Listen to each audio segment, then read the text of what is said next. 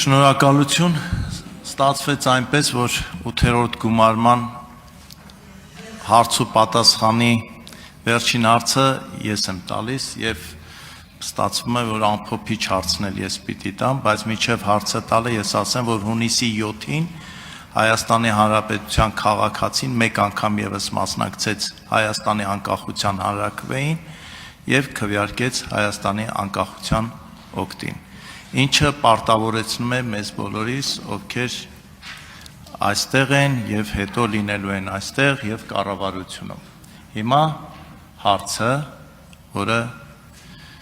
այս ամփոփիչ նաեւ միտք ունի մեջը եւ ադեպի առաջընթաց։ Կառավարությունը 2022 թվականի հոկտեմբերից սկսած, որ 3 քայլերը, որոշումները գործերն է համարում հաջողված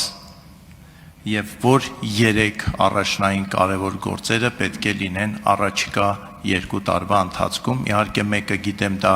Գիրանցի հատուկ զարգացման ծրագիրն է, մյուս երկուսի մասին ցանկալի կլներ, որ լսեն մյուս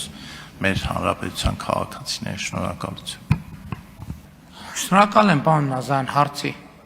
համար։ Իմիջիայլոց եկեղեցիների մասին խոսալիս ես մտքիցս թռա, որ խոսեմ Գիրանցի եկեղեցու մասին, որտեղ տասնյակ անգամներ իմ մանկությունից սկսած Գիրանց գյուղում եղել եմ, ես չեմ իմացել, որ այդտեղ ընդհանրապես եկեղեցի կա, որտեղ այդտեղ ինչ վիճակ ա եղել, 4 կողմը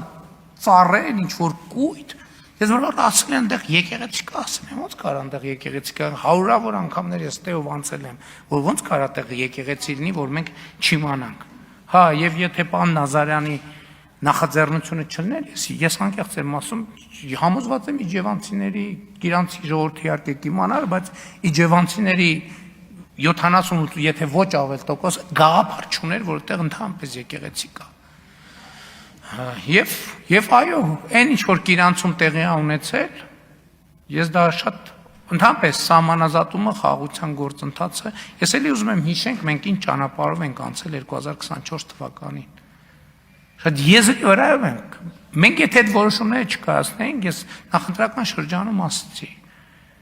Այսօր շփման գիծը անցնելու էր Տավուշի լավագույն դեպքում խորքերից։ Որովհետև խնդիրն այն չէ, մենք մենակ դիմացից չենք կռվելու, մենք թիկունքից էլ դիմացից էլ, երկու կողմից։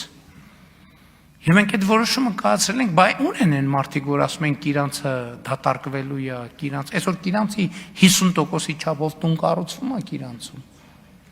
51 տուն է կառուցվում։ Այսինքն եւ ընդհանրապես կարծում եմ, որ այսօր Գիրանց խաչմերուկ է ըստ էության, որովհետեւ այդ միջպետական մայրուղին, որը հիմա ավելի ապահով է, քան նախկինում երբևէ։ Այսօր մարդ կա, որ այն ժամանակ որ գնում էին Վրաստան, ասում են, հա, բանով գնանք, Վանաձորով գնանք, թե Գիրանցով գնանք։ Հա, այսօր մարդ կա, որ տենց հարց է տալիս ինքը իրան, ընտանիքով գնում եմ, այդտեղով անցնեմ, թե այնտեղով չանցնեմ։ Ինչ վերաբերվում է հաջողված նախագծերին, դուք ռեգիոնալ նկատի ունեք, թե ընդհանրապես։ Դե ընդհանրապես հաջողված նախագծերը 300 դպրոց, 500 մանկապարտեզ, առողջության ապահովագրություն, թոշակների բարձրացում, ճանապարհների կառուցում, բանակի բարեփոխումներ, նոր բանակի ստեղծում, ռազմարդյունաբերություն եւ այդպես շարունակ։ Երեք ինձ թիվ են ասում, թե մեր ռազմարդյունաբերությունը պայմանագիր է կնքե։ Ինձ թիվը տալիս են, գրում եմ, ասում եմ, այսքան ինչ։ Ու ինձ գրում են $։ Ասենք ես նայում եմ այդ թվին։ Ասենք այսքան միլիոն $։ Ես նայում եմ այդ թվին, ասում եմ, լս կարող է խառնում եք մի բան։ Եվ ընդհանրապես հաջողություն այսօրվա Հայաստանի Հանրապետությունը ամենամեծ հաջողված պրոյեկտն է։ Այսօրվա Հայաստանի Հանրապետությունը ամենամեծ հաջողության պատմությունն է։ Իրա բոլոր պարամետրերով, իրա բոլոր զոհերով եւ զոհություններով հերթական անգամ իմ խոնարհումը մեր բոլոր ես ծնկի եմ գալիս իրանց առաջ եւ բոլոր զոհվածների ընտանիքների, նրանց ծնողների, հարազատների առաջ։ Ամենահաջող պրոյեկտը Հայաստանի Հանրապետությունն է։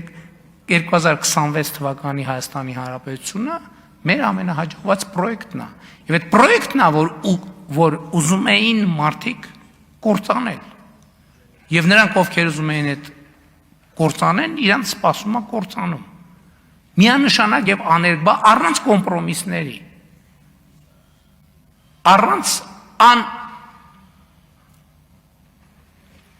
Առանց պայմանների եւ առանց նախապայմանների։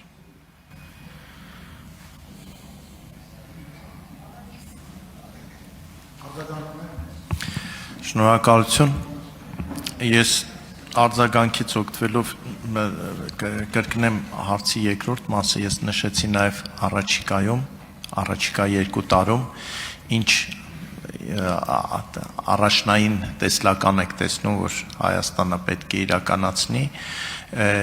եւ օգտվելով այս պահից նաև ես ասեմ, որ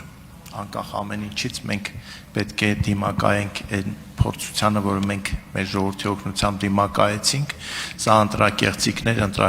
կաշառատվությունը եւ կաշառք վերցնելը, ես մի անգամ ասեցի առաջարկ, որպես ես ուզում եմ հնչեցնեմ հիմա, որ